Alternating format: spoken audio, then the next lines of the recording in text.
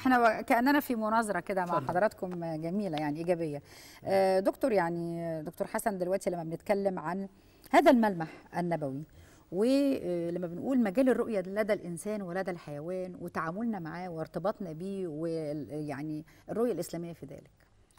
هو بسم الله الرحمن الرحيم، هو زي ما مولانا قال فضيلة الشيخ، كل حاجة بتخضع لأي رؤية علمية قابلة للتغيير، وده حقيقة فعلا.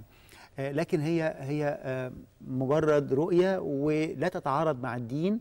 فأنا وجدت أن الحديث اللي بيقول إذا سمعتم صياح الديكة فاسألوا الله من فضله، إن الديكة بترى الملائكة، إن الحديث قال كده، إن الديكة بترى الملائكة. طب والديكة في نفس الوقت بترى اللي احنا بنشوفه، احنا لما بنرمي لها الحب هي بتبقى شايفة الحب واحنا شايفين الحب في نفس الوقت. نعم. فهي بترى في نفس المجال الرؤية بتاعنا، وبترى في مجال رؤية آخر احنا لا نراه.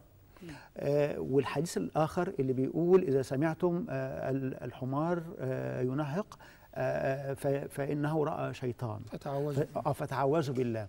فمعنى كده إن الحمار بيشوف نفس المجال بتاعنا، احنا بنحط له الأكل بتاعه بياكله، وفي نفس الوقت هو بيرى مجال رؤية آخر غير مجال الرؤية بتاعنا. فوجدت ان ربنا ادانا مجال الرؤيه اللي احنا بنشوفه، اللي هي الفيزيبل لايت، اللي هي مجال الرؤيه المسموحه للانسان، اللي ربنا سامحها للانسان. هي دي المجال ده، وده مجال صغير جدا بالنسبه لبند الرؤيه الكبير اللي فيه الاكس راي وفيه الالفا والبيتا والجاما، كل دي مجالات رؤيه، والليزر والمايكرويف، كل ده ضوء، كل ده ضوء. لكن احنا لا نرى من هذا الضوء كله الا الضوء المرئي اللي هو الفيزيبل، لكن الانفيزيبل اللي هو المتاح لينا يعني الغير مرئي ده احنا ما بنشوفوش. الانفراريد والالترا فايلوت احنا ما بنشوفهاش، لكن ممكن نتعامل معاها. فبحث العلماء اكتشف بالنسبه لمجال رؤيه الحمار ان هو بيرى الانفراريد، الاشعه تحت الحمراء. يعني معنى كده ان الشياطين موجوده في هذا المجال، اللي هم اصلا خلقوا من نار، فخلقتهم من النار خلوهم في مجال الرؤيه الضوئيه الحمراء اللي هي زيهم. الملائكه خلقت من النور، فالنور موجود في الالترا فايلوت اللي هي في اللي هي الاشعه الفوق البنفسجيه اللي بيرى فيها الديكه. يعني معنى كده ان احنا موجودين ما بين الملائكه وما بين الاشعه اللي هي في الانفراريد والالترا فايلوت. ربنا بيقول انه يراكم هو وقبيله من حيث لا ترونهم. يعني هو يشوفنا واحنا ما بنشوفهمش، فهو بيشوف في المجال الرؤيه بتاعتنا وبتاعته، واحنا ما بنشوفش غير مجال الرؤيه بتاعتنا احنا فقط. فاحنا ما بنشوفش الجن ولا بنشوف الملائكه، وربنا ادانا ديت. لكن ده مجال الرؤيه اللي ربنا خلق عليه البشر كله. لكن كل ما الانسان بيدق في تعامله مع ربنا، وكل ما يبقى تعامله يعني في صفاء في صفاء ربنا ممكن يفتح له البند ده. ففي على مدار التاريخ شفنا ناس من الصحابه، شفنا ناس من الصالحين قدر يشوف جانب من ده من الملائكه. اعتقد كان سيدنا عمر كان بيرى الشيطان او كده، وكان الشيطان هو الذي راى سيدنا عمر، فكان اذا راى عمر فسح له الطريق ويسير من طريقه. الرسول صلى الله عليه وسلم كان تمكن من الشيطان. نعم، ورد ذلك. وشافه وربطه في الساريه. طيب يعني شاف البند بتاعه. نعم، شاف البند الرؤيه بتاعه، فكل شاف البند بتاع الرؤيه ربنا فتح له بند غير اللي احنا بنشوفه. يعني ده حضرتك برضو هنا انا هطلع لفاصل، بس السؤال اللي هقوله بقى لحضرتك، هل دي البصيره؟ هل دي ممكن تكون البصيره، ان انا استشعر بوجود النور او الطاقه الايجابيه، او العكس والعياذ بالله الطاقه السلبيه والشياطين والى اخره؟ ده اللي هنعرف اجابته من فضيله الشيخ احمد ربيع، ونستكمل مع الدكتور حسن الزواوي لما نرجع من الفاصل.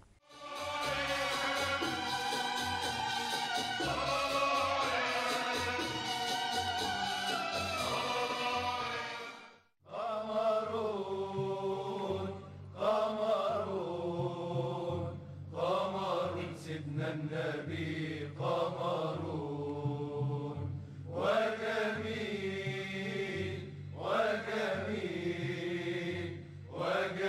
سيدنا النبي وجميل.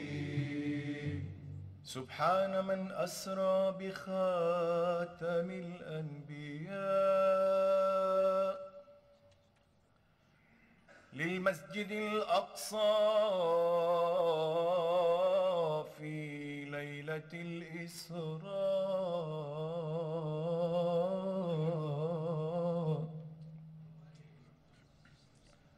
سبحان من أسرى بخاتم الأنبياء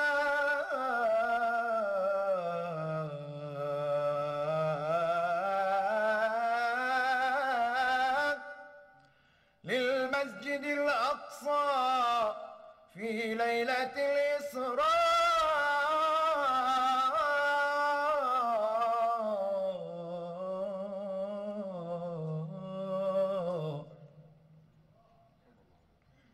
قد جاء فوق البراق يطوي حدود المكان ويقطع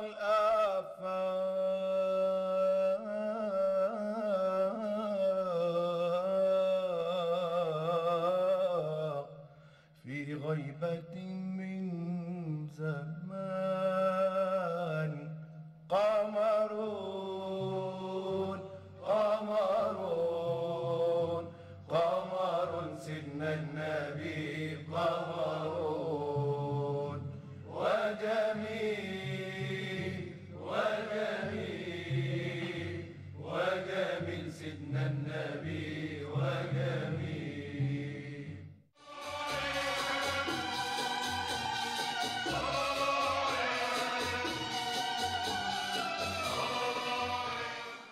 عودة مرة أخرى مع حضراتكم مع فضيلة الشيخ أحمد ربيع والدكتور حسن الزواوي. فضيلة الشيخ، يعني إحنا دلوقتي بنتكلم عن، إحنا بنقول البصر والبصيرة، والدكتور وضح إيه المتاح لينا كبشر، إيه اللي نقدر نشوفه، وبرضه فهي حاجات ما نقدرش نشوفها، والعلم بيقول كده. لكن أنا هنا بتكلم عن علاقة البصر والبصيرة بقى، واديت حضرتك مثال بسيدنا عمر. وضح لي بقى علشان تبقى المسائل واضحة. نبدأ من فوق، من الجناب النبوي الشريف. نعم. سيدنا النبي كان يرى من أمامه، يرى من خلفه كما كان يرى من أمامه صلى الله عليه وسلم. الخاصية إنه يشوف من وراه زي ما يشوف قدامه تحته. ربنا اداله، وسع له الدائرة، الدكتور بيتكلم عليها تتسع. كان يرى بالليل كما يرى بالنهار. احنا لغاية دلوقتي عملنا مناظير ممكن نشوف بالليل، بس مهما يكن هتجد الصورة يا معالي الشيخ مهندس واحدة واحدة، لون واحد، حمراء خضراء، ما تلاقيش الصورة كاملة. لا، ده كان فتح له بالليل كما فتح له بالنهار، يعني الألوان كاملة والرؤية كاملة والشكل كامل. دي الفتوحات بالية، يعني درجة أعلى من البصيرة. لا، العلم بيدي بس الإطار. إن أنا أعرف الإطار. يعني هم لما بيحاربوا مثلا الأمريكان كانوا بيحاربوا في أي مكان حرب ليلية، عندهم الأجهزة الرؤية الليلية، هي ما بتجيبش التفاصيل التفاصيل بتاعت الإنسان، هي بتدي له الإطار الحراري بتاعه بس عشان بتعرف إن هو بيتحرك في المكان ده، وبيبقى لون واحد في الغالب الأعم زي ما قالوا لنا. فبالتالي لا، سيدنا النبي كان يرى، فده اتساع للرؤية. الكلام اللي قاله معالي الباشمهندس الدكتور في قضية الأشعة وكذا، أنا كشيخ أحمد وأنا قرأت هذا الكلام، وهو كلام، وأنا دائما أقول أنه لا تصادم أبدا بين العلم والإيمان أبدا، لأن الدين أول آية فيها معالي الدكتور اقرأ. وقررها مرتين. وأنا قبل ما يقول صلي وصوم قال اقرأ. قبل ما يقول له يا أيها المزمل قم الليل إلا قليلا، هي العبادة. وقبل ما يقول له يا أيها المدثر قم فأنذر إلى الدعوة، راح منزل له أوائل سورة العلق وأوائل سورة القلم. أول 6 آيات في العلق اتكلم فيها عن أمره بالقراءة مرتين، وذكر كلمة القلم مرة، وذكر كلمة العلم باشتقاقها 3 مرات، وكلمة الإنسان 3 مرات، عشان نقول لكم إن الرؤية بتاعتكم هي محورية الإنسان ومركزية العلم ومنظومية القيم. لما تعمل ده اللي هو العلم، خش بعد كده على العبادة، وبعد كده على الدعوة. الإشكالية جاية فين؟ في النظرية اللي حضرتك بتقولها لنا، إن إحنا إن الجن على التفسير العلمي أو ما كتب في هذا الباب، إن الحمير أعزكم الله أو ناهقها هي بترى تحت الأشعة الحمراء. يعني لما نسمع صوتهم يبقى هي شافتهم. وبالتالي هي الأمر مش إنها وحشة، إحنا بساعتها نقول أعوذ بالله، إحنا الأمر ليس في الحمار، ده هو وسيلة وإشارة بيقول لك إن أنا شفت. طيب، وهو شاف تحت الأشعة الحمراء. دايما يقولوا بقى إن الأشعة البنفسجية أقوى من الأشعة الحمراء، فبالتالي لو حدث وجات الأشعة البنفسجية تختفي الأشعة الحمراء. فبدأ كده دايما يهرب الشيطان في حضور الملك. بس هنا بقى هي دي النقطة اللي فيها إشكال، ان انا بقول ان لما تيجي الاشعه البنفسجيه لقوتها اللي هو نور، يحدث ان الاشعه الحمراء تختفي لقوه البنفسجيه. والعقل البشري حتى هذه اللحظه ما لم يخترع شيء يرصد الاشعه البنفسجيه، ما وصلناش في العلم ان نعمل جهاز او ميكروسكوب او شيء يشوفها، ما وصلناش. طيب ده من الناحيه العلميه. فنبدا بعد كده نتكلم ونقول الله، هل بداوا العلماء يتسالوا هل مش مكان واحد يجتمع فيه ملك ويجتمع فيه شيطان؟ عشان انت ما تجيش تقول ايه باللغه بتاعتنا اذا حضرت الملائكه ذهبت الشياطين.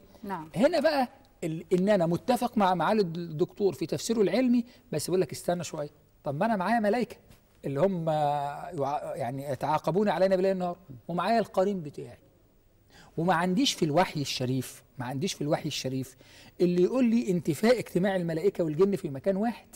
خلاص. وبالتالي لو ان العمليه هتمشي على كده، ما هو الجن المؤمن تركيبته زي تركيبه الجن غير المؤمن، صح ولا لا؟ وبالتالي في حضور الملائكه هو يختفي. ولا القضيه فيها موازين ثانيه، موازين تانية في باب العلم. لكن هذا الكلام اللي قاله معالي الدكتور واللي احنا قرناه هو محل تقدير واعتبار. بس لما يجي واحد يسالني بقى كشيخ، يا شيخ احمد، هل بناء على هذا الكلام العلمي لا يجتمع الملك لشده نوره مع الشيطان لان ده اشعه بنفسجيه وده حمراء؟ نقول له لا، ما بيجتمعش. الاشعتين مش بيجتمعوا. هو علميا ما يجتمعوش. لكن انا من ناحيه الشرعيه هنا بقى الفارق بقى هنقول بيجتمعوا بدليل ان يحضر الملائكه ويحضر الشيطان. طيب اهم سؤال، لان الحلقه قربت تخلص من شده جمالها بقى، السؤال اللي بيقول ايه بقى؟ اخلاقياتنا احنا وسلوكياتنا في التعامل حضرتك، يعني ده التعامل مع الطيور والحيوانات، بس في جزئيه دلاله دوت على حاضر، بس انا عايزه بس دلاله الحديث دوت على اخلاقياتنا وسلوكياتنا احنا، ان الكون كله من الطير الى الحيوان الى النبات متسق مع منظومه كونيه تدلل ان هناك خالق، حتى صوت الديكة، حتى نهيق الحمار، حتى زقزقة البلابل، وإن من شيء إلا يسبح بحمده. تتضاءل العقلية ويتضاءل العقل الإنساني أمام هذا البهاء والجمال والحكم الربانية للخالق المكون العظيم. أحسنت يا شيخنا. حضرتك يعني ممكن لو في جملة واحدة عشان حلقة في آية بتقول جميلة قوي بتبين برضو دوت الإنسان في حالة الموت أو في حالة استحضار وقت الوفاة، بيقول اليوم كشفنا عنك غطاؤك فبصرك اليوم حديد.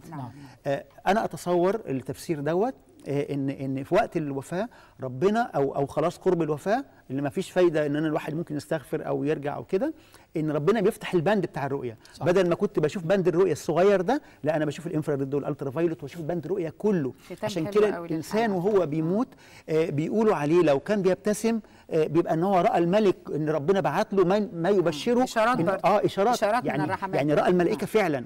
وان هو لو كان والعياذ بالله اعماله سيئه فربنا بيبعت له ما يخيفه ويقول له ان هو دي النهايه بتاعته. احسنت يا دكتور. خلينا نقول ايه بقى، ندعي نقول اللهم ارزقنا البصر والبصير وحسن الخاتمه ان شاء الله. احنا بنشكر فضيله الشيخ احمد ربيع من علماء الازهر والاوقاف، شكرا يا شيخنا على وقت حضرتك. نشكر الدكتور حسن الزواوي مدرس بعدد من كليات الاعلام، الف شكر. بنشكركم مشاهدينا الكرام في كل مكان، وفي النهايه دايما بنقول وكلهم من رسول الله ملتمس غرفا من البحر او رشفا من الديم، نرتشف ونختلف في الاسبوع القادم ان شاء الله من اخلاق وفيوضات وانوار وعطاءات الحبيب المصطفى صلى الله عليه وعلى اله وصحبه وسلم.